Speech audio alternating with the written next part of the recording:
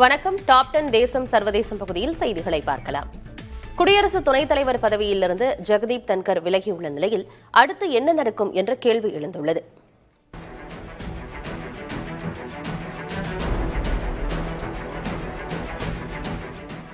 குடியரசு துணைத் தலைவர் பதவி இந்திய அரசின் அதிகார படிநிலையில் இரண்டாவது பெரிய பதவி. அப்பதவி காலியாகிவிட்டால் எவ்வளவு விரைவில் முடியுமோ அவ்வளவு விரைவில் அந்த பதவிக்கான இடம் நிரப்பப்பட வேண்டும் என அரசமைப்பு சட்டம் கூறுகிறது. எனினும் புதிய நபர் தேர்வாகும் வரை யார் குடியரசு துணைத் தலைவர் பொறுப்பை கவனிப்பார் என்று சட்டத்தில் கூறப்படவில்லை. எனினும் குடியரசு துணைத் தலைவர் இல்லாத பட்சத்தில் மாநிலங்களவை துணைத் தலைவரே மாநிலங்களவை தலைவர் பொறுப்பையும் கவனிக்கலாம் என சட்டத்தில் கூறப்பட்டுள்ளது.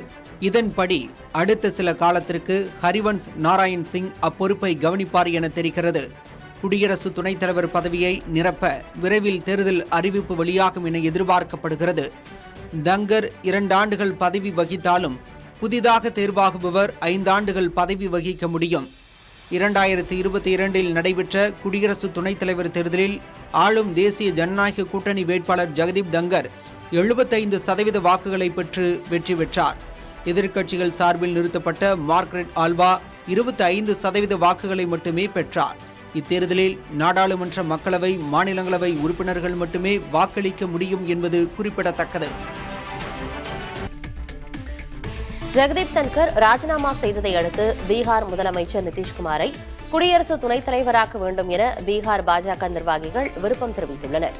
இதுகுறித்து செய்தியாளர்களிடம் பேசிய பாஜக எம்எல்ஏ ஹரிபூஷன், நிதிஷ்குமாரை குடியரசு துணைத் தலைவர் ஆக்குவதை விட சிறந்தது என்ன இருக்க முடியும் என தெரிவித்தார். அதேபோல பாஜக அமைச்சர் நீரஜ் குமார் சிங்கும் நிதிஷ்குமாருக்கு குடியரசு துணைத் தலைவர் பதவி வழங்குவதற்கு ஆதரவு தெரிவித்துள்ளார். நிதிஷ்குமார் குடியரசு துணைத் தலைவர் ஆவதில் எந்த தவறும் இல்லை என அவர் கூறினார். நிதிஷ்குமாரை குடியரசு துணைத் தலைவர் ஆக்கிவிட்டால் பீகார் முதல்வர் பதவியை பாஜக கைப்பற்றலாம் என்ற நோக்கத்திலேயே பாஜகவினர் இப்படி கூடி வருவதாக பேச்சு எழுந்துள்ளது. பீகாரில் வரவிருக்கும் சட்டமன்ற தேர்தலுக்கு பிறகு மகாராஷ்டிராவில் முன்னாள் முதல்வர் ஏக்நாத் ஷிண்டேவுக்கு ஏற்பட்ட கதி நிதிஷ்குமாருக்கு ஏற்படும் என்றும், நிதிஷ்குமாரை குடியரசு துணைத் தலைவராக பாஜக முயலும் என்றும் ஆர்ஜேடி தலைவர் தேஜஸ்வி யாதவ் கணித்துள்ளார்.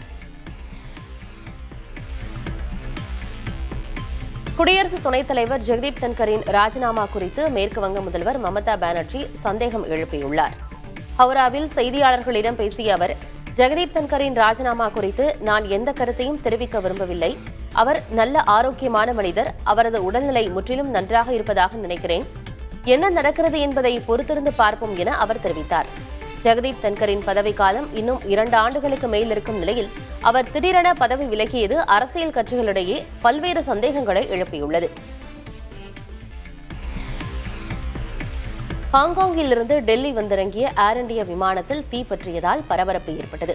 பயணிகள் விமானத்திலிருந்து இறங்கும் வேளையில் தொழில்நுட்ப கோளாறு காரணமாக தீ பற்றியதாக அதிகாரிகள் தெரிவித்துள்ளனர். விமானத்தில் இருந்த பயணிகள் மற்றும் ஊழியர்கள் பாதுகாப்பாக வெளியேறியதாகவும் அவர்கள் கூறினர். விமானத்திற்கு மட்டும் சிறிய சேதம் ஏற்பட்டதாகவும் இந்த விபத்து குறித்து விசாரித்து வருவதாகவும் அதிகாரிகள் தெரிவித்துள்ளனர். மேற்குவங்க மாநிலத்தில் மக்கள் குறைகளை தீர்க்க புதிய திட்டம் ஒன்றை முதல்வர் மமதா பானர்ஜி அறிவித்துள்ளார். அமர்பாரா அமர் சமாதான், அதாவது நமது பகுதி நமது தீர்வு என பெயரிடப்பட்டுள்ள அந்த திட்டத்தின் கீழ் ஒவ்வொரு தாலுகாவுக்கும் 10 லட்சம் ரூபாய் ஒதுக்கப்படும் என்று அறிவிக்கப்பட்டுள்ளது. 8000 கோடி ரூபாய் மதிப்பீட்டில் செயல்படுத்தப்பட உள்ள இந்த திட்டத்தின் கீழ் குடிநீர் குழாய் சீரமைப்பு, சாலைகள் சீரமைப்பு போன்ற பணிகள் விரைவாக நடைபெறும் என தெரிவிக்கப்பட்டுள்ளது. வீடியோகான் குழுமத்திற்கு 300 கோடி ரூபாய் கடன் வழங்குவதற்கு லஞ்சம் பெற்ற சந்தா கோச்சார் குற்றவாளி என மேல்முறையீட்டு தீர்ப்பாயம் உறுதி செய்துள்ளது. ஐசிஐசிஐ வங்கியின் முன்னாள் தலைமை நிர்வாக அதிகாரி சந்தா கோச்சார் வீடியோகான் குழுமத்திற்கு கடன் வழங்க 64 கோடி லஞ்சம் வாங்கியதாக புகார் எழுந்தது. இதையடுத்து அவர் பணி நீக்கம் செய்யப்பட்டார். மேலும் கோச்சாருக்கு சொந்தமான 78 கோடி ரூபாய் மதிப்புள்ள சொத்துக்கள் முடக்கப்பட்டன. நோய்வாய்ப்பட்ட திருநாய்களை கருணை கொலை செய்ய கேரள அரசு திட்டமிட்டுள்ளது. கேரள மாநிலத்தில் மனிதர்கள் மீதான நாய்களின் தாக்குதல் மற்றும் ரேபீஸால் ஏற்பட்ட இறப்புகள் அதிகரித்துள்ள நிலையில் இந்த நடவடிக்கை எடுக்கப்பட்டுள்ளது. மேலும் திருநாய்களின் எண்ணிக்கையை கட்டுப்படுத்த 152 தொகுதிகளில் நடமாடும் கருத்தடை மையங்கள் அமைக்கப்பட உள்ளன.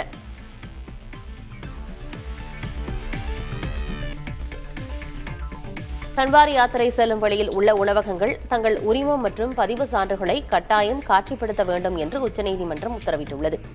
நீதிபதிகள் எம் சுந்தரேஷ் மற்றும் NK சிங் அடங்கிய அமர்வு நுகர்வோர்தான் ராஜா என்றும் என்ன வகையான உணவு பரிமாறப்படுகிறது என்பதை தெரிந்து கொண்டு முடிவெடுக்க அவர்களுக்கு உரிமை உண்டு என்றும் வலியுறுத்தியது. யாத்திரைக்காக மட்டும் அசைவம் விற்பதை நிறுத்திவிட்டு சைவ உணவை மட்டும் வழங்கும் உணவகங்கள் பற்றிய தகவல்களை நுகர்வோர் தெரிந்து கொள்ள வேண்டும் என நீதிபதி சுந்தரேஷ் குறிப்பிட்டார். யாத்திரையின் கடைசி நாளான இன்று உச்சநீதிமன்றம் இந்த உத்தரவை பிறப்பித்துள்ளது. யாத்திரை பாதையில் உள்ள உணவகங்களில் அவற்றின் உரிமையாளர்கள் மற்றும் ஊழியர்களின் பெயர்களை எழுதி வைக்க வேண்டும் என்று யோகி தலைமையிலான அரசு உத்தரவிட்டிருந்தது. முஸ்லிம் உணவகங்களை தனிமைப்படுத்தும் நோக்கில் இந்த உத்தரவு இருப்பதாக கடும் விமர்சனம் எழுந்தது குறிப்பிடத்தக்கது. இந்தியாவின் முதல் சுரங்க சுற்றுலா திட்டம் ஜார்க்கண்ட் மாநிலத்தில் தொடங்கப்பட உள்ளது. ராஞ்சி அருகே உள்ள நிலக்கரி சுரங்கப் பகுதியில் சென்ட்ரல் கோல்ஃபீல்ட்ஸ் லிமிடெட் நிறுவனத்துடன் இணைந்து மாநில அரசு இந்த திட்டத்தை செயல்படுத்த உள்ளது. இந்த திட்டத்தின் மூலம் நிலக்கரி சுரங்கங்களின் செயல்பாடுகளையும் சுரங்க தொழிலாளர்களின் வாழ்க்கையையும் மக்கள் நேரடியாக சென்று காண முடியும் என தெரிவிக்கப்பட்டுள்ளது. இந்த திட்டம் ஜார்க்கண்ட் மாநிலத்தின் சுற்றுலா வளர்ச்சி, வேலைவாய்ப்பு, உள்ளூர் பொருளாதாரம் ஆகியவற்றை பெரிதும் ஊக்குவிக்கும் என எதிர்பார்க்கப்படுகிறது.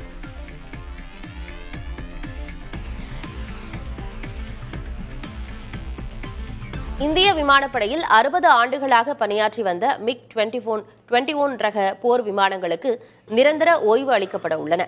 இவ்வகை விமானங்களுக்கு விடை கொடுக்கும் விழா வரும் செப்டம்பர் மாதம் சண்டிகரில் நடைபெற உள்ளது.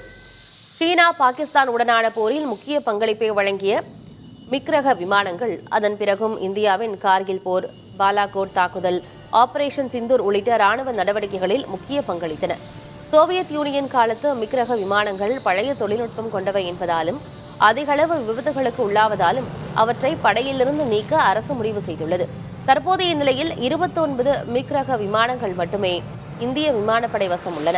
MiG-21 ரக விமானங்களை நீக்க ஏற்கனவே முடிவெடுத்துவிட்டாலும் அதற்கு பதிலாக புதிய விமானங்கள் வருவது தாமதமானதால் அவற்றை கைவிடுவதை அரசு நீடித்துக் கொண்டே வந்தது.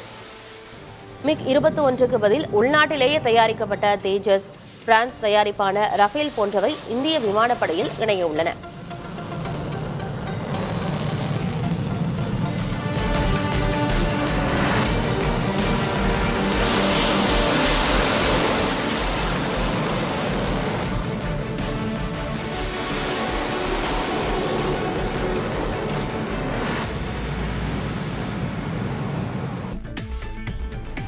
ஐக்கிய நாடுகளின் கல்வி, அறிவியல் மற்றும் கலாச்சார அமைப்பான யுனெஸ்கோவிலிருந்து அமெரிக்கா மீண்டும் விலகுவதாக அறிவித்துள்ளது. 2026 டிசம்பர் முதல் இது நடைமுறைக்கு வருவதாக தெரிவிக்கப்பட்டுள்ளது. அமெரிக்க அதிபர் ட்ரம்ப் இந்த முடிவை எடுத்திருப்பதாக வெள்ளை மாளிகையின் துணை செய்தி தொடர்பாளர் ஆனா கில்லி தெரிவித்துள்ளார். இஸ்ரேலுக்கு எதிரான பாரபட்சமான நிலைப்பாட்டை யுனெஸ்கோ கொண்டிருப்பதாக அமெரிக்கா குற்றம் சாட்டியுள்ளது. 2 ஆண்டுகளுக்கு முன்புதான் அமெரிக்கா மீண்டும் யுனெஸ்கோவில் இணைந்தது குறிப்பிடத்தக்கது. அமெரிக்கா யுனெஸ்கோவிலிருந்து விலகுவது இது 3வது முறையாகும். இதற்கு முன்பு 1984இல் ரீகன் நிர்வாகத்தின் போதும் ட்ரம்பின் முதல் பதவி காலத்திலும் விலகியிருந்தது. பாலஸ்தீனத்தை ஒரு உறுப்பு நாடாக சேர்ப்பதற்கு யுனெஸ்கோ வாக்களித்த பிறகு அமெரிக்காவும் இஸ்ரேலும் 2011 முதல் யுனெஸ்கோவுக்கு நிதி வழங்குவதை நிறுத்திவிட்டன.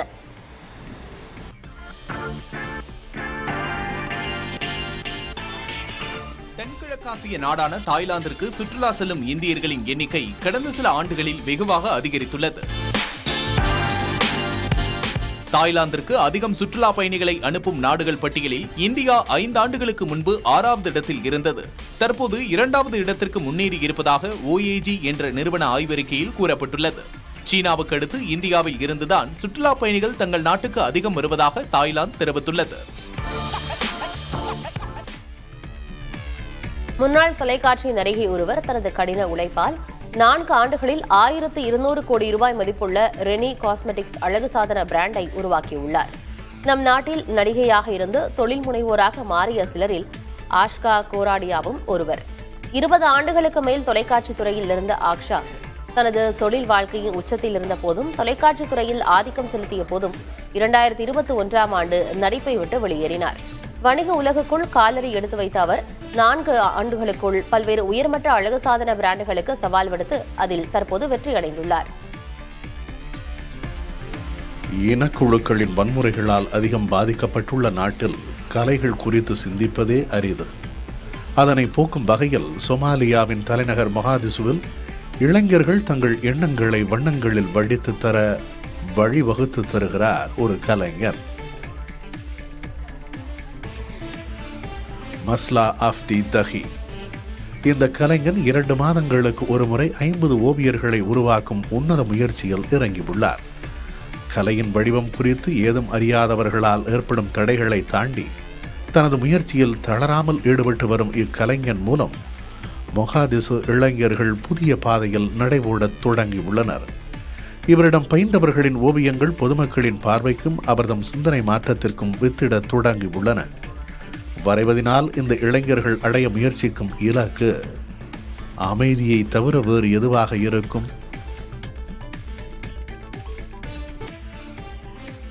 கடலூர் மாவட்டம் புவனகிரியில் வாழை நாரில் கைவினைப் பொருட்கள் மற்றும் வீட்டு உபயோகப் பொருட்கள் தயாரிப்பு இலவச பயிற்சி முகாம் நடைபெற்றது. இதில் வாழை நாரில் கயிறு எப்படி செய்வது என முதல் கட்ட பயிற்சியும், பின்னர் கூடை பின்னுதல், பூஜை கூடை, பூஜை தட்டு, கைப்பைகள் தொடங்கி வாழை நார் மூலம் காலணி வரை தயாரிக்க பயிற்சியும் வழங்கப்பட்டது. இதில் 100க்கும் மேற்பட்ட பெண்கள் பயிற்சி பெற்றனர். விண்வெளி பயணத்திற்கு பிறகு சுபான்ஷு சுக்லா பூமியில் நடக்க கற்றுக்கொள்ளும் வீடியோ இணையத்தில் வைரலாகி வருகிறது. ஒரு நபர் பூஜ்ய ஈர்ப்பு விசையில் எவ்வளவு நேரம் செயல்படுகிறாரோ அவ்வளவு நேரம் அவர்கள் பூமியில் சாதாரணமாக செயல்பட நேரம் எடுக்கும். அதன்படி சுபான்ஷு சுக்லா ஒரு குழந்தை போல நடக்க முயற்சிப்பதையும் புவியீர்ப்பு விசைக்கு பழகுவதையும் அந்த வீடியோ காட்டுகிறது. கொய்யாப்பழம் நீரிழிவு நோயாளிகளுக்கு ஒரு நல்ல தேர்வாக அமையும் எனவும், குறைந்த அளவு சர்க்கரை மற்றும் மசாலா பொருட்களுடன் கூடிய கொய்யா சாட் ஒரு ஆரோக்கியமான தேர்வு எனவும் மருத்துவர்கள் தெரிவிக்கிறார்கள். கொய்யா இலைகள் விலங்கு மற்றும் மனித உடலில் இரத்த சர்க்கரை அளவை குறைக்கும் என கண்டறியப்பட்டுள்ளது. கொய்யா இலைகள் இன்சுலின் உணர்திறனை மேம்படுத்தும் எனவும், இது வகை 2 நீரிழிவு நோய் ஏற்படும் அபாயத்தை குறைக்கும் எனவும் கூறப்படுகிறது. இந்த கொய்யா இலைகளை தேநீர் அல்லது சாறு வடிவில் உட்கொள்ளலாம் என்று மருத்துவர்கள் தெரிவித்துள்ளனர். நடப்பு நிதியாண்டின் 10 லட்சம் ஹெக்டேரில் பாமாயில் விதைகளை உற்பத்தி செய்ய இந்தியா இலக்கு நிர்ணயித்துள்ளது. தற்போது 3,70,000 ஹெக்டேரில் பாமாயில் விதைகள் உற்பத்தி செய்யப்படுகின்றன. உள்நாட்டில் பாமாயில் உற்பத்தியை அதிகரித்து இறக்குமதியை குறைக்க மத்திய அரசு பல்வேறு நடவடிக்கைகளை எடுத்து வருகிறது. முன்னதாக 2024ஆம் ஆண்டில் இந்தியா 33 லட்சம் டன் பாமாயிலை மலேசியாவிலிருந்து இறக்குமதி செய்துள்ளது. மலேசியாவிலிருந்து பாமாயில் விதைகளை இறக்குமதி செய்வதில் இந்தியா முதலிடத்தில் உள்ளது. இந்திய கிரிக்கெட் வீரர்களில் தலைசிறந்த 5 வீரர்களை ரவி சாஸ்திரி பட்டியலிட்டுள்ளார். பிரிட்டனில் பாட்காஸ்ட் ஒன்றில் சக கிரிக்கெட் வீரர்கள் முன்வைத்த கேள்விக்கு பதிலளித்த ரவி சாஸ்திரி, சுனில் கவாஸ்கர், கபில் தேவ், சச்சின் டெண்டுல்கர், விராட் கோலி மற்றும் MS தோனியின் பெயர்களை கூறியுள்ளார். இவர்களுள் முதலிடம் சச்சின் டெண்டுல்கருக்கு எனவும் அவர் தெரிவித்துள்ளார்.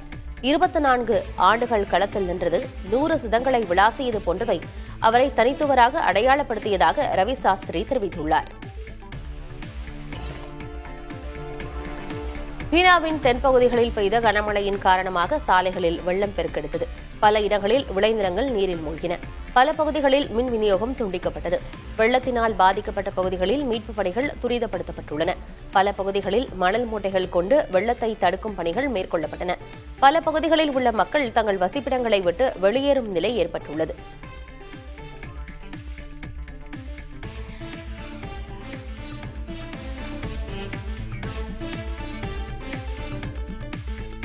எதிர்க்கட்சி உறுப்பினர்களின் அமளியால் நாடாளுமன்ற இரு அவைகளும் 2ஆம் நாளாக முடங்கிய நிலையில் மாநிலங்களவையில் ஜெகதீப் தங்கர் ராஜினாமா குறித்து விவாதிக்க வேண்டும் என காங்கிரஸ் உள்ளிட்ட கட்சிகள் வலியுறுத்தின.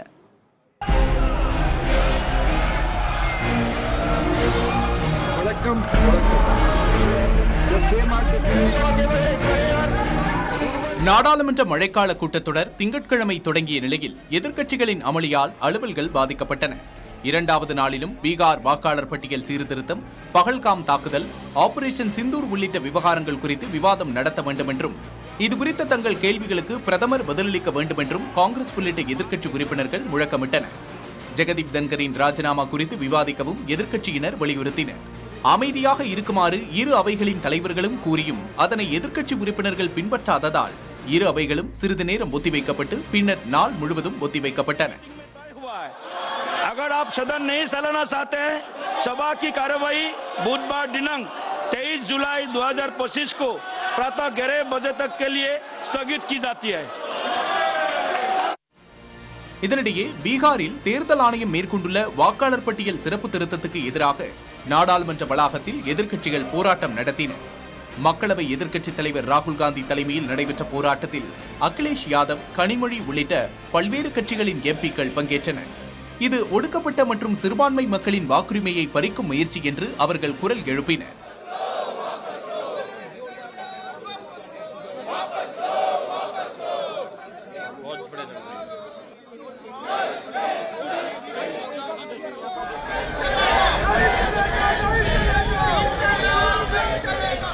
இதற்கு பதிலளித்த பாஜக மூத்த தலைவர் ரவிசங்கர் பிரசாத், வங்கதேசத்திலிருந்தும் மியான்மரிலிருந்தும் சட்டவிரோதமாக வந்தவர்களுக்கு வாக்குரிமை அளிக்க இந்தியா ஒன்றும் தர்மசத்திரம் அல்ல என்றார். இந்தியாவில் இந்தியர்களுக்கு மட்டும்தான் வாக்குரிமை என்றும் இதை உறுதி செய்ய முற்பட்டால் எதிர்க்கட்சிகளுக்கு ஏன் கவலை எழுகிறது என்றும் அவர் கேள்வி எழுப்பினார்.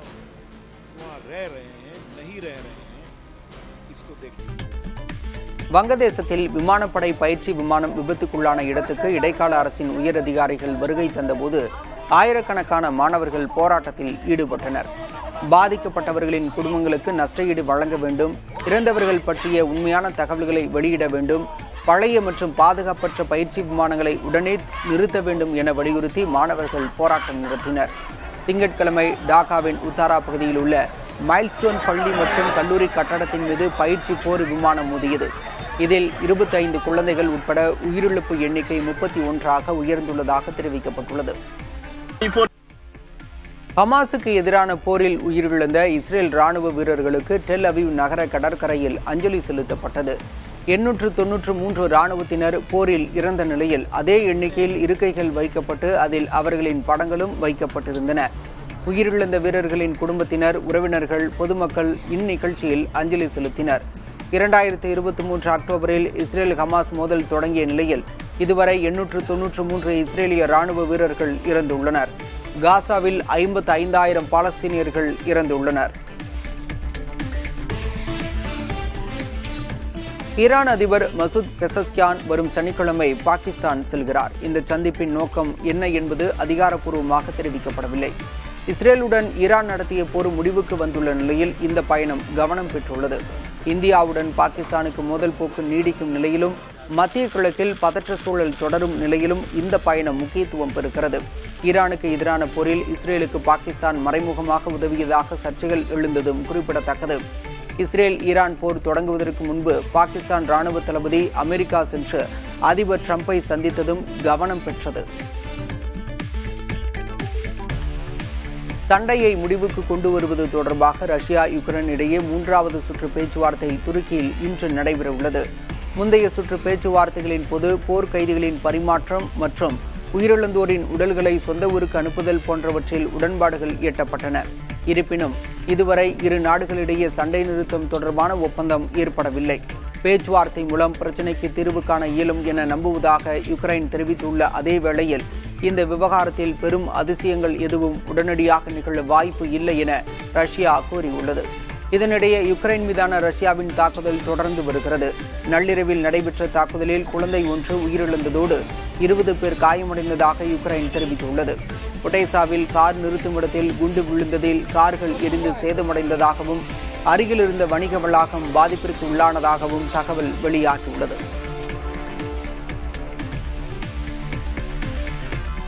தென்கொரியாவில் பேரழிவை ஏற்படுத்திய ஜெஜு விமான விபத்துக்கு காரணம் விமானிகள்தான் என ஆரம்பகட்ட விசாரணையில் தெரியவந்துள்ளது.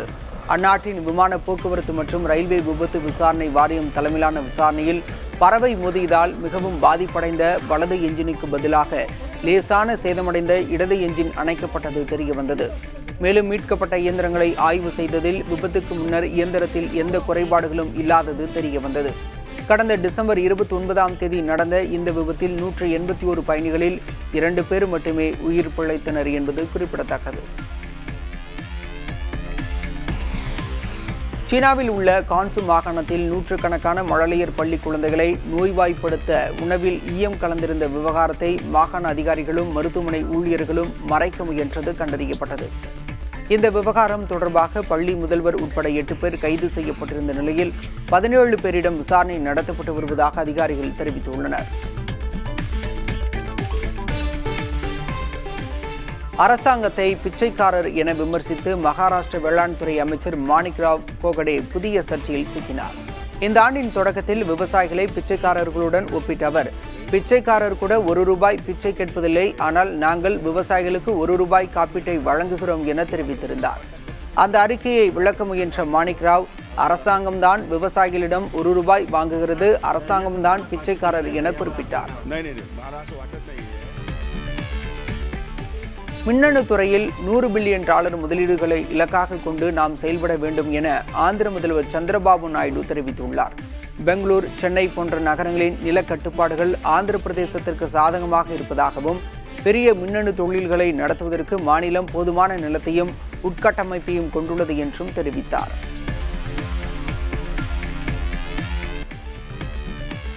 அரசியலுக்கு புதிதாக வருபவர் நல்லது செய்வார் என்ற நம்பிக்கையுடன் மக்கள் உள்ளனர். அதை விஜய் நிறைவேற்றுவார் என தவேக பொதுச் செயலாளர் ஆனந்த் கூறியுள்ளார். தவேக நிர்வாகிகள் மற்றும் பூத் கமிட்டி ஆலோசனைக் கூட்டம் நல உதவிகள் வழங்கும் விழா நாமக்கல்லில் நடைபெற்றது. இதில் பேசிய பொதுச் செயலாளர் ஆனந்த், 2 கோடி பேரை உறுப்பினராக சேர்ப்பதுதான் நமது இலக்கு என்றும், இதை 5 மாதத்தில் அடைய கட்சியினர் உழைக்க வேண்டும் என்றார். கட்சியில் உழைத்தவர்களுக்கே பதவி தரப்பட்டுள்ளதாகவும் கூறினார். கன்னியாகுமரி மாவட்டம் தக்கலை, அழகிய மண்டபம் சுற்றுவட்டார பகுதிகளில் பரவலாக மழை பெய்தது. இதனால் சாலைகளில் தண்ணீர் பெருக்கெடுத்து ஓடியது.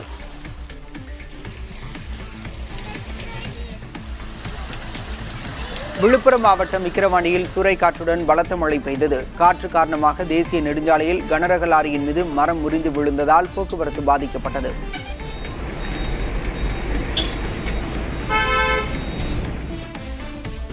பாலிவுட் படங்களிலும் குழந்தைகளின் படுக்கை அறை கதைகளிலும் பிரதான பாத்திரம் வகிக்கும் மின்மினி பூச்சிகள் கொஞ்சம் கொஞ்சமாக அழிந்து வருகின்றன. மின்மினி பூச்சிகள் குறித்த நாடு தழுவிய சமீபத்திய கணக்கெடுப்பின்படி ஒரு வருடத்தில் நாடு முழுவதும் மின்மினி பூச்சிகளின் எண்ணிக்கை 76% சரிவை கண்டுள்ளது தெரியவந்துள்ளது. விரிவடைந்து வரும் நகர்ப்புறங்களின் செயற்கை ஒளி இந்த பூச்சிகளின் அழிவுக்கு காரணமாக கருதப்படுகிறது.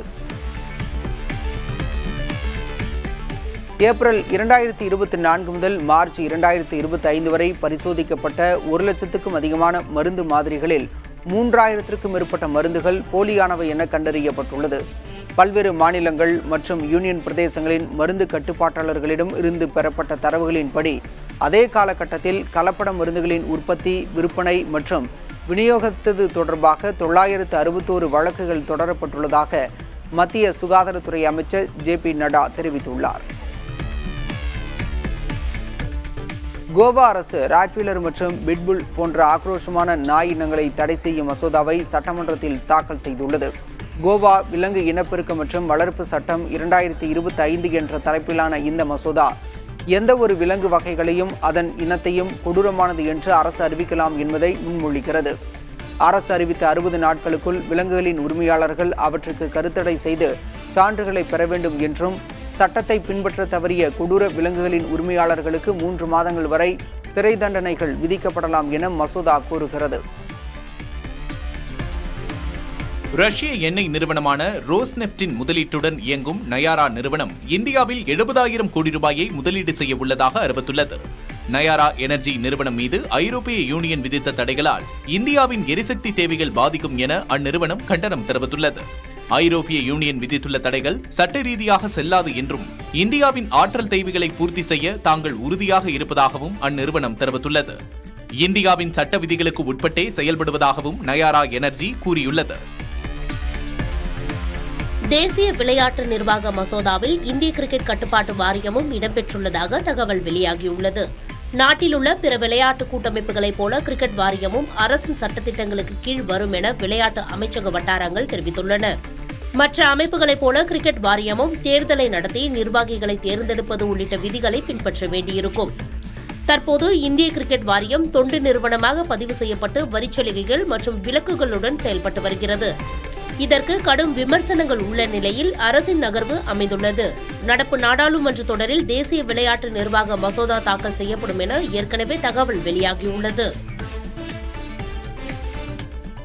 RJ பாலாஜி இயக்கத்தில் நடிகர் சூர்யா நடித்த கருப்பு திரைப்படத்தின் ட்ரெய்லர் இன்று வெளியாகிறது. சூர்யா நடிக்கும் 45வது படமான கருப்பு படத்தில் த்ரிஷா கதாநாயகியாக நடித்துள்ளார்.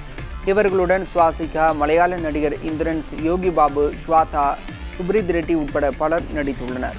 இளம் இசையமைப்பாளரான சாய் அபயங்கர் இசையமைத்துள்ள இந்த படத்தின் டீசர் இன்று காலை 10 மணிக்கு வெளியாகும் என இயக்குனர் RJ பாலாஜி எக்ஸ் தளத்தில் தெரிவித்துள்ளார்.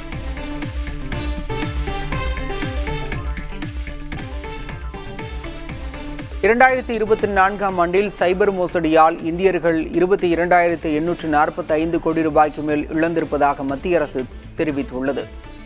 மக்களவையில் எழுத்துப்பூர்வ கேள்விக்கு பதிலளித்த மத்திய உள்துறை இணையமைச்சர் பண்டிட் சஞ்சய்குமார் இது அதற்கு முந்தைய ஆண்டை விட 206% அதிகம் என குறிப்பிட்டார். மேலும் கடந்த ஆண்டில் மட்டும் 36 லட்சத்துக்கு மேல் சைபர் மோசடி சம்பவங்கள் நிகழ்ந்திருப்பதாக தெரிவித்தார். பாகிஸ்தான் ஆக்கிரமிப்பு காஷ்மீர் பகுதியில் இருந்து வரும் புலம்பெயர்ந்தோர் போலி ஆவணங்களை பயன்படுத்தி பிரிட்டனுக்கு விசா பெற்று பின்னர் அங்கேயே தஞ்சம் கோரி வருவதாக ஊடக ஆய்வு ஒன்று தெரிவித்துள்ளது. தி டெய்லி டெலிகிராஃப் செய்தித்தாளின் ரகசிய விசாரணையில் பிரிட்டன் உள்துறை அமைச்சகத்திற்கு சமர்ப்பிக்கப்பட்ட ஒரு விண்ணப்பத்தில் பாகிஸ்தான் ஆக்கிரமிப்பு காஷ்மீரில் உள்ள போலி மருத்துவமனையிலிருந்து பெறப்பட்ட வேலை குறிப்பு இருந்ததாக தெரிவிக்கப்பட்டுள்ளது. இங்கிலாந்தில் தஞ்சம் கோரும் வெளிநாட்டவர்களில் பாகிஸ்தானியர்கள் முதலிடத்தில் உள்ளனர். அவர்களுக்கு சிறிய படகுகளில் வர தேவையில்லை, ஏனெனில் அவர்கள் விசாக்களில் வருகிறார்கள். விசாக்களில் வந்து திரும்பிச் செல்லாத மிகப்பெரிய குழுக்களில் அவர்களுடையதும் ஒன்று என்று குடியேற்ற வழக்கறிஞர் அஜப் பாங்கல் கூறியுள்ளார். விசா விதிமுறைகளை துஷ்பிரயோகம் செய்பவர்களுக்கு எதிராக கடும் நடவடிக்கை எடுக்கப்படும் என்றும் பிரிட்டன் உள்துறை அமைச்சகம் தெரிவித்துள்ளது. இளைஞர்கள் இன்ஸ்டாகிராமை ஸ்க்ரோல் செய்வதற்கு பயன்படுத்தும் நேரத்தை AI தொழில்நுட்பம் குறித்து கற்றுக்கொள்வதற்கு பயன்படுத்தலாம் என பெர்ப்ளெசிட்டி தலைமை நிர்வாக அதிகாரி அரவிந்த் ஸ்ரீனிவாஸ் அறிவுறுத்தியுள்ளார். எதிர்காலத்தில் AIக்கு ஏற்க மாறத் தவறுபவர்கள் வேலையை இழக்க நேரிடுவார்கள் என்றும் அவர் எச்சரித்துள்ளார். AIயை எளிதில் கையாள தெரிந்தவர்கள் அதை தெரியாதவர்களை விட அதிக வேலை வாய்ப்புகளை பெறுவார்கள் எனவும் அரவிந்த் தெரிவித்துள்ளார். சட்டவிரோத காவலில் உயிரிழந்த மடப்புரம் காவலாளி அஜித்தின் குடும்பத்திற்கு 25 லட்சம் ரூபாயை இடைக்கால இழப்பீடாக வழங்க உயர்நீதிமன்ற மதுரை அமர்வு உத்தரவிட்டுள்ளது.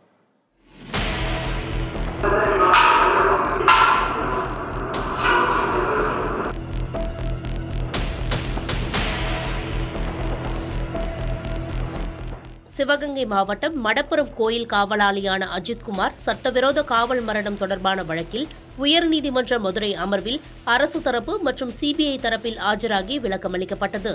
இதனை ஏற்றுக்கொண்ட நீதிபதிகள் வழக்கின் விசாரணை அறிக்கையை ஆகஸ்ட் 20 சமர்ப்பிக்க வேண்டுமென தெரிவித்தனர். மேலும் வழக்கின் சாட்சிகளுக்கு பாதுகாப்பு கோரிய மனுவை 7 நாட்களுக்குள் விசாரித்து முடிவெடுக்க அறிவுறுத்தினர். அத்துடன் அஜித்குமார் குடும்பத்திற்கு 25 லட்சம் ரூபாயை இடைக்கால இழப்பீடாக தமிழக அரசு வழங்க வேண்டும் என உத்தரவிட்டனர். மேலும் கூடுதல் இழப்பீடு தேவைப்பட்டால் மனுதாரர் சம்பந்தப்பட்ட நீதிமன்றத்தை அணுகி நிவாரணம் பெற்றுக் கொள்ளலாம் என தெரிவித்து வழக்கை ஒத்திவைத்தனர்.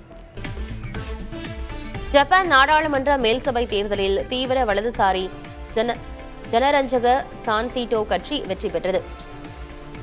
வெளிநாட்டினர் மீது கடுமையான கட்டுப்பாடுகள், பாலின சமத்துவம் மற்றும் பன்முகத்தன்மை கொள்கைகளை குறைப்பதற்கான அழைப்புகள் உள்ளிட்ட வாக்குறுதிகள் மூலம் வாக்காளர்களை இழுத்ததே அக்கட்சியின் வெற்றிக்கு காரணமாக பார்க்கப்படுகிறது. பொருளாதார நெருக்கடிகளால் அவதியடைந்து வரும் வாக்காளர்களை சான்சீட்டோ கட்சி வெகுவாக ஈர்த்ததால் நீண்ட காலமாக ஆட்சி செய்து வந்த பிரதமர் ஷிகெரு இஷிபா பெரும் தோல்வியை சந்தித்துள்ளார். கழிவுநீர் குழாய்களை சுத்தம் செய்யும் போது ஏற்பட்ட இறப்புகளில் 90% பேரிடம் பாதுகாப்பு உபகரணங்கள் எதுவும் இல்லை என அதிர்ச்சியூட்டும் தகவல் வெளியாகியுள்ளது. 2022 மற்றும் 2023ஆம் ஆண்டுகளில் நேர்ந்த 54 கழிவுநீர் மரணங்களில் 47 பேரிடம் பாதுகாப்பு உபகரணங்கள் எதுவும் இல்லை என்று தெரிவிக்கப்பட்டுள்ளது. இறந்த தொழிலாளர்களில் 5 பேரிடம் மட்டுமே கையுறை இருந்ததாகவும் அதில் ஒருவரிடம் மட்டுமே பிரத்யேக காலணி இருந்ததும் மத்திய அரசின் சமூக தணிக்கை அறிக்கை மூலம் தெரியவந்துள்ளது. 2022ஆம் ஆண்டில் இந்தியாவில் பதிவான மொத்த தற்கொலை வழக்குகளில் மாணவர்களின் தற்கொலைகள் 7.6% இருப்பதாக மத்திய கல்வித்துறை இணையமைச்சர் தெரிவித்திருக்கிறார். 2021இல் இது 8%ஆகவும் 2020இல் 8.2%ஆகவும் இருந்துள்ளது.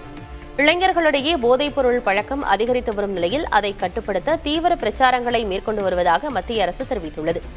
உயர்கல்வி நிறுவனங்களுக்கு மாணவர்களின் உடல் நலம், மனநலம் மற்றும் உணர்ச்சி நல்வாழ்வுக்கு முன்னுரிமை அளிக்குமாறு UGC அறிவுறுத்தியுள்ளது. மாணவர்கள், ஆசிரியர்கள் மற்றும் குடும்பங்களுக்கு உளவியல் ஆதரவு வழங்குவதற்கான திட்டங்கள் தீவிரப்படுத்தப்பட்டுள்ளன. உயர்கல்வியின் தரத்தை மேம்படுத்தவும் ஒரே சீரான ஒழுங்குமுறை அமைப்பை உருவாக்கவும் உயர்கல்வி ஆணையம் என்ற புதிய அமைப்பை நிறுவுவதற்கான சட்டம் இயற்றும் பணியில் கல்வி அமைச்சகம் ஈடுபட்டுள்ளது என்று மத்திய கல்வித்துறை இணையமைச்சர் தெரிவித்தார்.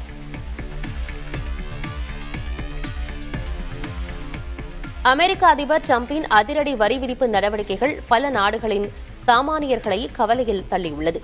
தென்கொரிய ஆப்பிள் விவசாயிகள் இதற்கு ஒரு உதாரணம். தங்கள் ஆப்பிள்கள் இனி சந்தைகளில் விலை போகுமா என்ற கவலையில் உள்ளனர் தென்கொரிய விவசாயிகள். வர்த்தக ஒப்பந்தம் காரணமாக அமெரிக்க ஆப்பிள்கள் இனி குறைந்த விலையில் தென்கொரிய சந்தையில் வெள்ளமென குவியுள்ளன. இதனால் தங்கள் பொருட்களுக்கு விலை கிடைக்காமல் போய் வாழ்வாதாரமே போய்விடும் என தென்கொரிய விவசாயிகள் அஞ்சுகின்றனர். இந்தியாவிலும் அமெரிக்க வேளாண் விளைபொருட்களை அனுமதிக்க கடுமையான எதிர்ப்புகள் இருந்து வருவது குறிப்பிடத்தக்கது. எல்லை தாண்டி மீன்பிடித்ததாக கைதான ராமேஸ்வரம் மீனவர்கள் 4 பேரை ஆகஸ்ட் 1ஆம் தேதி வரை சிறையில் அடைக்க இலங்கை நீதிமன்றம் உத்தரவிட்டுள்ளது. ராமேஸ்வரம் பகுதியைச் சேர்ந்த 4 மீனவர்கள் தனுஷ்கோடிக்கும் தலைமன்னாருக்கும் இடையே மீன்பிடித்த போது இலங்கை கடற்படையினரால் சிறைப்பிடிக்கப்பட்டனர். மன்னார் நீதிமன்றத்தில் ஆஜர்படுத்தப்பட்ட 4 மீனவர்களையும் ஆகஸ்ட் 1ஆம் தேதி வரை நீதிமன்ற காவலில் வைக்க உத்தரவிடப்பட்டது. இதனையடுத்து அவர்கள் 4வரும் வவுனியா சிறையில் அடைக்கப்பட்டனர். இந்தியர்களில் சுமார் 30% பேர் உடல் பருமன் அபாயத்தில் இருப்பதாக ஆய்வுகள் தெரிவிக்கின்றன. ஆரோக்கியத்துடன் உள்ள ஆயிரக்கணக்கான இந்தியர்களை நீண்ட காலமாக கண்காணித்ததில் அவர்களில் 25 முதல் 30% பேர் வயது முதிர்ந்தவுடன் உடல் பருமனாக மாறியிருப்பது தெரியவந்துள்ளது. ஹைதராபாத்தை தளமாக கொண்ட CCMB ஆராய்ச்சியாளர்கள் நடத்திய ஆய்வின் மூலம் மரபணு ரீதியாக உடல் பருமன் ஏற்படும் வாய்ப்புள்ள குழந்தைகளை கண்டறிந்து அவர்களின் இளம் வயதிலேயே வாழ்க்கை முறை மற்றும் செயல்பாடுகளை மாற்றுவதன் மூலம் இதை தடுக்கலாம் என தெரியவந்துள்ளது. அமெரிக்காவிலிருந்து அதிநவீன தொழில்நுட்பங்கள், ஆயுதங்கள் கொண்ட அப்பாச்சி ரக ஹெலிகாப்டர்கள் இந்தியா வந்தன. பாதுகாப்பு படைக்காக கூடுதலாக 6 அப்பாச்சி ஹெலிகாப்டர்கள் வாங்க 2020ஆம் ஆண்டு ஒப்பந்தம் போடப்பட்டது. அதன்படி கடந்த ஆண்டே கூடுதல் ஹெலிகாப்டர்கள் ராணுவத்துடன் இணைத்திருக்க வேண்டும். ஆனால் நீண்ட தாமதத்திற்கு பிறகு முதல் தவணையாக 3 அப்பாச்சி ரக ஹெலிகாப்டர்களை இந்தியாவிடம் அமெரிக்கா ஒப்படைத்துள்ளது. இந்த புதிய ஹெலிகாப்டர்கள் பாகிஸ்தானின் மேற்கு எல்லைக்கு அருகில் உள்ள ராஜஸ்தானின் ஜோத்பூரில் நிறுத்தப்பட உள்ளன.